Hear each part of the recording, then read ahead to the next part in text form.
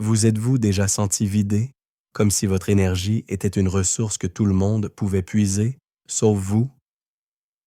Avez-vous déjà terminé une journée de conversation, de réunion ou même de temps passé avec des proches en vous sentant non pas nourri, mais épuisé, comme une coquille vide? Vous avez souri, vous avez écouté, vous avez donné des conseils, vous avez dit oui quand tout votre être criait non. Et maintenant, dans le silence de votre solitude, vous vous demandez « Où suis-je passé dans tout ça ?» Si cette sensation vous est familière, sachez que vous n'êtes pas seul. C'est le symptôme silencieux d'une société qui nous apprend à chercher notre valeur à l'extérieur de nous-mêmes. On nous apprend à être aimable, à être utile, à être validé. Mais on nous apprend rarement à être simplement nous-mêmes. On nous apprend à être de jolis bateaux, bien peints, qui attendent que le vent des opinions des autres les pousse dans la bonne direction. Mais que se passerait-il si je vous disais que vous n'êtes pas un bateau? Que se passerait-il si je vous disais que votre véritable nature est d'être un phare? Un phare ne cherche pas l'approbation des vagues. Il ne demande pas à la tempête d'être plus douce. Il ne change pas la direction de sa lumière en fonction du bateau qui passe. Il est ancré, solide, et sa seule fonction est de briller. La clé pour passer du bateau fragile au phare inébranlable se trouve dans un territoire souvent inexploré, un monde intérieur que le grand psychologue Carl Jung a passé sa vie à cartographier. C'est un voyage vers le centre de soi, un chemin pour trouver une force qui ne dépende de personne d'autre. Le secret, si l'on peut l'appeler ainsi, n'est pas d'apprendre à mieux se protéger, à construire des murs plus hauts. C'est tout le contraire. C'est d'apprendre à s'ouvrir à des parties de nous que nous avons passé notre vie à cacher. Jung appelait l'une de ces parties l'ombre. L'ombre n'est pas quelque chose de mauvais ou de maléfique. C'est simplement tout ce que nous avons refoulé pour être acceptés. C'est la colère que nous avons étouffée pour être la gentille fille. C'est l'ambition que nous avons cachée pour ne pas paraître arrogant. C'est la vulnérabilité que nous avons niée pour avoir l'air fort. C'est notre besoin de solitude, notre tristesse, notre créativité non exprimée. Toutes ces parties de nous, nous les avons jugées inacceptables et nous les avons poussées dans la cave de notre esprit. Mais le problème, c'est qu'elles ne disparaissent pas. Elles restent là, dans l'obscurité, et elles influencent nos vies sans que nous en soyons conscients. C'est l'ombre qui nous pousse à accepter des choses inacceptables, par peur de déclencher la colère refoulée. C'est l'ombre qui sabote nos succès, parce que notre ambition cachée nous fait peur. C'est cette ombre qui nous vide de notre énergie, car il faut une force colossale pour maintenir toutes ces parties de nous sous clé. Imaginez une femme. Appelons-la Élise. Élise est l'amie parfaite, toujours là pour dépanner, pour écouter pendant des heures les problèmes des autres, pour organiser les fêtes. Tout le monde dit d'elle, « Élise est tellement généreuse, elle a un cœur en or. » Mais Élise est perpétuellement fatiguée. Elle a des maux de tête chroniques et un sentiment de ressentiment qui bouillonne juste sous la surface. Quand une amie annule un dîner à la dernière minute pour la 3e fois, Élise sourit et dit « Ne t'inquiète pas, je comprends. » Mais à l'intérieur, elle hurle. La partie d'Élise qui hurle, c'est son ombre. C'est son besoin d'être respectée, sa colère face à l'injustice, son désir de dire « Non, ce n'est pas correct. Mon temps est précieux. » Parce qu'on lui a appris que la colère est moche pour une femme et que mettre ses besoins en premier est égoïste, elle a refoulé ses sentiments. Le travail de l'ombre, ce fameux « shadow work for confidence » dont on en parlait, consiste pour Élise à descre dans sa cave intérieure, à allumer une lumière et à regarder ce qui s'y trouve sans jugement. Il ne s'agit pas de laisser sa colère exploser sur son amie. Il s'agit de la reconnaître, de lui dire « Je te vois, je comprends pourquoi tu es là, tu as le droit d'exister. » En faisant cela, l'énergie qu'Élise utilisait pour réprimer sa colère est libérée. Elle peut alors l'utiliser de manière constructive. La prochaine fois, au lieu d'un faux sourire, elle pourra dire calmement mais fermement: « J'étais vraiment impatiente de te voir ce soir, et je suis déçue que tu annules encore. J'aimerais qu'à l'avenir, tu respectes davantage nos engagements. » Elle n'est plus la victime passive des circonstances. Elle est devenue l'architecte de ses relations. Elle a intégré une partie de son ombre, et, ce faisant, elle est devenue plus entière, plus authentique, plus forte. Prenons un instant pour nous arrêter ici. Ce concept de l'ombre est profond et peut remuer beaucoup de choses. Pensez à votre propre vie. Quelle est la qualité, l'émotion ou le désir que vous avez le plus de mal à accepter en vous?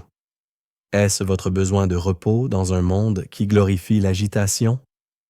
Votre ambition dans un environnement qui vous encourage à rester petit? Votre sensibilité que vous cachez sous une armure de cynisme? Prenez une respiration et partagez dans les commentaires, si vous le souhaitez, quelle est cette partie de vous que vous gardez dans l'ombre. Il n'y a pas de bon ou de mauvais sentiments, juste une invitation à l'honnêteté. Ce processus de rencontre avec soi-même est au cœur de ce que Jung appelait l'individuation.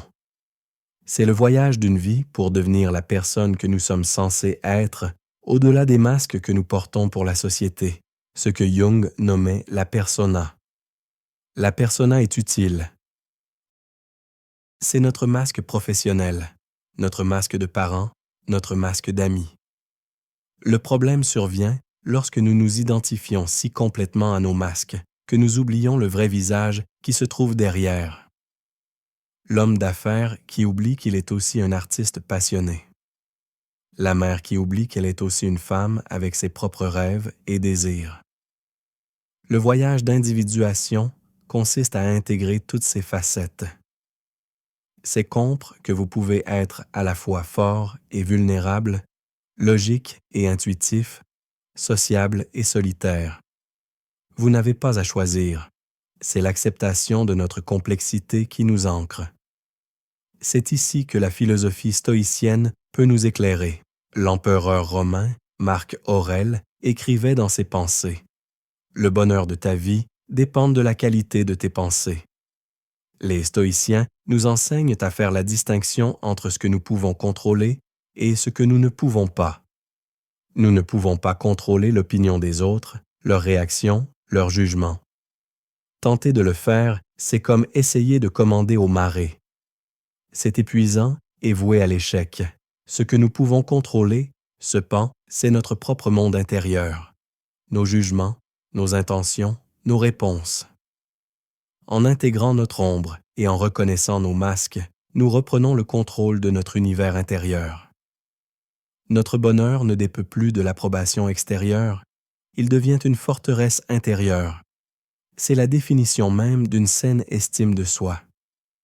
Imaginez un homme, appelons-le Thomas. Thomas a toujours été le type sympa.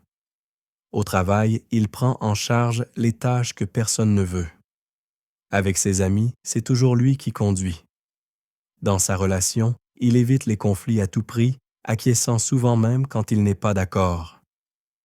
Sa persona est celle de l'homme fiable et accommodant. Mais son ombre contient une frustration immense et un profond désir d'être vu et entendu pour qui il est vraiment, pas seulement pour ce qu'il fait pour les autres. Son voyage d'individuation commence par un petit « non ». Son patron lui demande de rester tard un vendredi soir pour un dossier non urgent. L'ancien Thomas aurait dit oui avec un soupir intérieur. Le nouveau Thomas, celui qui a commencé à dialoguer avec son ombre, respire profondément et dit « Je comprends l'importance de ce dossier, mais j'ai un engagement personnel ce soir.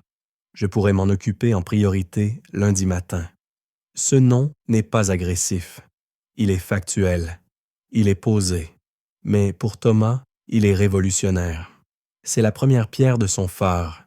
Chaque fois qu'il honore ses propres besoins, qu'il exprime une opinion authentique, qu'il choisit le repos plutôt que l'épuisement, il ajoute une pierre à son édifice. Il ne devient pas un égoïste. Au contraire, ses oui deviennent beaucoup plus puissants, car ils viennent d'un choix authentique et non d'une obligation ou d'une peur. Les gens commencent à le respecter, non pas parce qu'il est serviable, mais parce qu'il se respecte lui-même. C'est un voyage lent et parfois inconfortable. Découvrir et intégrer qui nous sommes est l'œuvre d'une vie. Si cette exploration de la psychologie de Carl Jung pour bâtir une force intérieure vous parle, et si vous souhaitez errer à assembler les pièces de votre propre puzzle, songez à vous abonner. C'est une façon de rester connecté à une communauté qui, comme vous, a choisi le chemin du phare plutôt que celui du bateau. Au-delà de l'ombre et de la persona, Jung parlait aussi de l'équilibre des énergies en nous. Il utilisait les termes anima, l'énergie féminine intérieure chez l'homme, et animus, l'énergie masculine intérieure chez la femme, mais nous pouvons simplifier cela en parlant de deux types de forces complémentaires présentes en chacun de nous, quel que soit notre genre. D'un côté, il y a l'énergie d'action, de logique, de structure, de compétition, de focalisation. C'est l'énergie qui construit, qui décide, qui avance. Appelons-la l'énergie du faire. De l'autre côté, il y a l'énergie de l'intuition, de la créativité, de la collaboration, de l'empathie, du ressenti. C'est l'énergie qui nourrit, qui connecte, qui ressent. Appelons-la l'énergie de l'être. Notre société a tendance à survaloriser l'énergie du faire. On nous demande « Qu'est-ce que tu as fait aujourd'hui? Quels sont tes objectifs? Quelle est ta productivité? » On nous demande rarement « Comment te sens-tu? Qu'as-tu ressenti?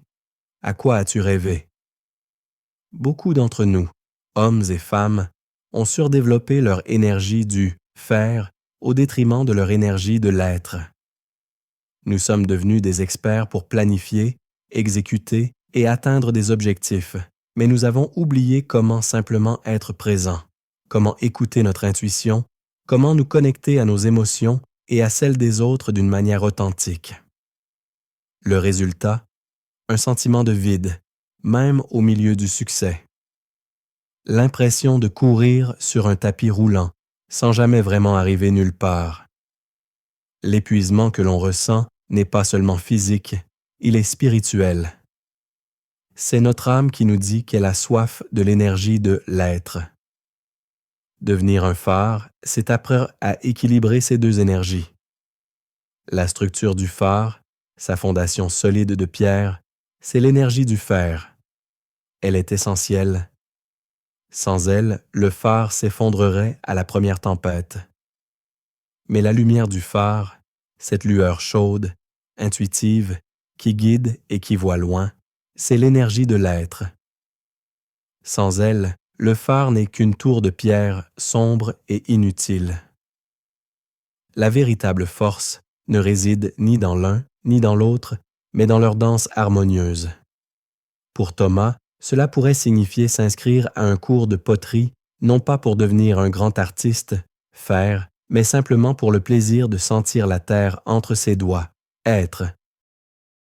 Pour Élise, cela pourrait signifier bloquer 1 heure dans son aga chaque jour, non pas pour faire du sport ou des courses, mais pour s'asseoir avec une tasse de thé et ne rien faire d'autre que d'écouter le silence et de se demander « De quoi ai-je besoin, là, maintenant ?» C'est un acte radical dans notre monde hyper productif. C'est âpre à recevoir, à être autant qu'à donner et à faire. C'est dans cet équilibre que l'on trouve une source d'énergie inépuisable, car elle ne vient plus de nos actions, mais de notre connexion à notre propre essence. C'est un autre moment pour une pause contemplative. Regardez votre propre vie, votre semaine typique. Quelle énergie domine? Êtes-vous constamment dans le faire, courant d'une tâche à l'autre, votre esprit toujours fixé sur le prochain objectif? Ou peut-être êtes-vous plus souvent dans l'être, mais avec une difficulté à structurer vos idées et à les mettre en action? Il n'y a pas de jugement ici, seulement une observation. Partagez dans les commentaires quelle énergie vous semble la plus présente chez vous et quelle petite action vous pourriez entreprendre cette semaine pour inviter un peu plus de l'autre. Peut-être est-ce simplement 5 minutes de méditation, ou au contraire, listez 3 actions concrètes pour un projet qui vous tient à cœur. Alors, comment tout cela se traduit-il dans la vie de tous les jours? Comment passe-t-on de la théorie à la réalité d'une vie ancrée? Cela se produit progressivement dans les petites décisions du quotidien. Vous commencez à poser des questions différentes.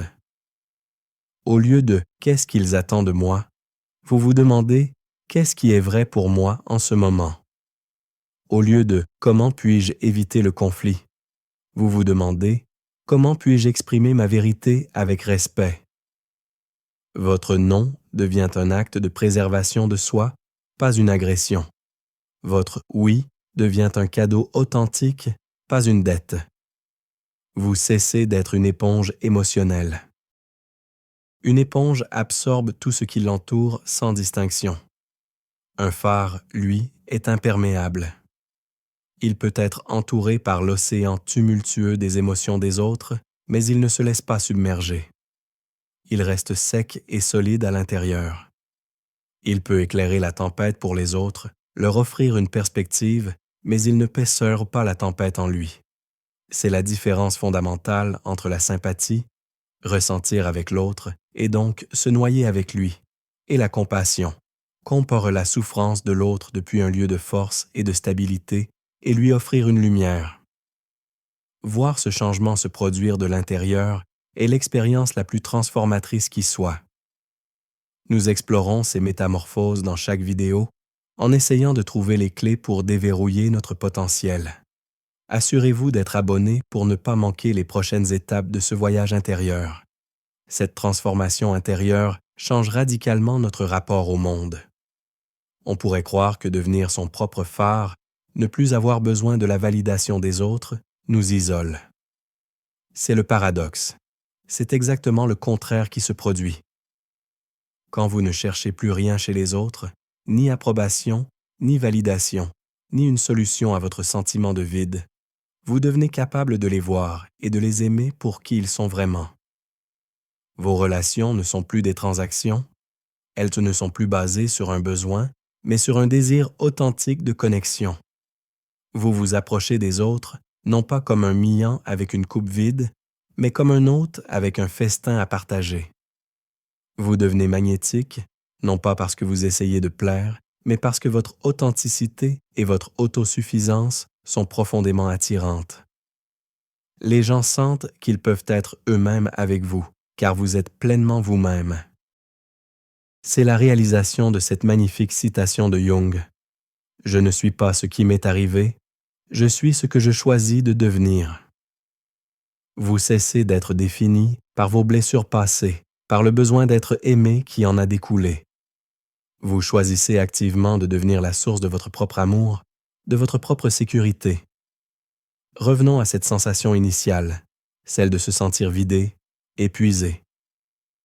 Imaginez maintenant la sensation opposée, le sentiment d'être plein, ancré, souverain. Vous vous levez le matin et votre énergie vous appartient. Vous la dirigez là où vous le choisissez. Vous pouvez l'offrir généreusement, mais personne ne peut vous la prendre. Vous traversez votre journée en étant à la fois connecté au monde et protégé dans votre centre. Les opinions des autres sont comme le bruit du vent contre les murs épais de votre phare. Vous les hantez, mais elles ne vous ébranlent pas.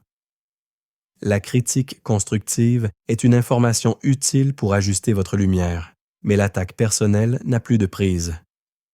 Vous savez qui vous êtes. Votre valeur est intrinsèque, non négociable. C'est ça, la liberté. Ce n'est pas une liberté de faire tout ce que l'on veut, mais une liberté d'être qui l'on est, peu importe les circonstances. C'est une paix qui ne dépend pas de l'absence de tempête, mais de la solidité de notre ancre intérieure. Ce chemin, ce voyage de la psychologie jungienne vers soi, n'est pas le plus facile. Il demande du courage. Le courage de regarder son ombre, le courage de décevoir les autres pour s'être fidèle, le courage de ralentir dans un monde qui nous pousse à accélérer.